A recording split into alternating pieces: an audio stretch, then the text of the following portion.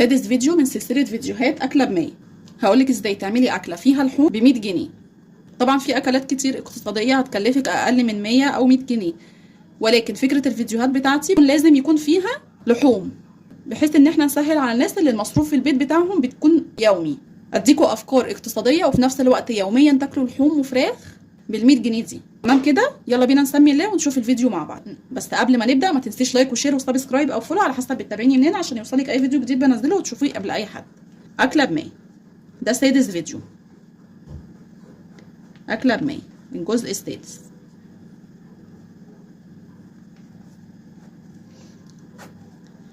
هتجيبي نص كيلو كبده مستورده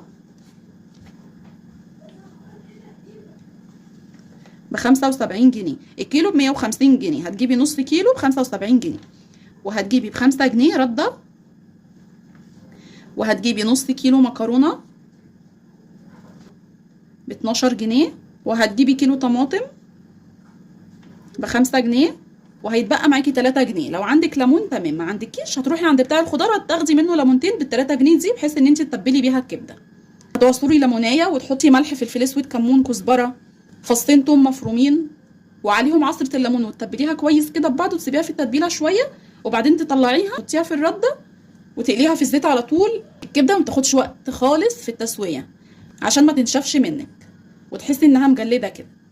الكبده وانت بتشتريها من عند الراجل قولي له قطعها لي شرايح عشان هعملها بالرده، ما تخليهاش يقطعها لك صغيره ولا يديها لك حته كامله على بعض، لان انت مهما كان مش هتعرفي تقطعيها بالسمك اللي هو رفيع اللي هو هيقطعها لك بيه. تمام كده؟ اكله النهارده هتكون عباره عن ايه؟ هتبقى عباره عن كبده بالرده زائد مكرونه بالصلصه.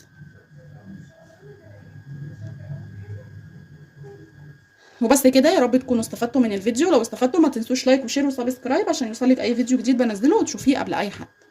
لو حابين اي ميزانيه جديده اكتبوا لي في الكومنتات وان شاء الله اعملها لكم في فيديو جديد. السلام عليكم.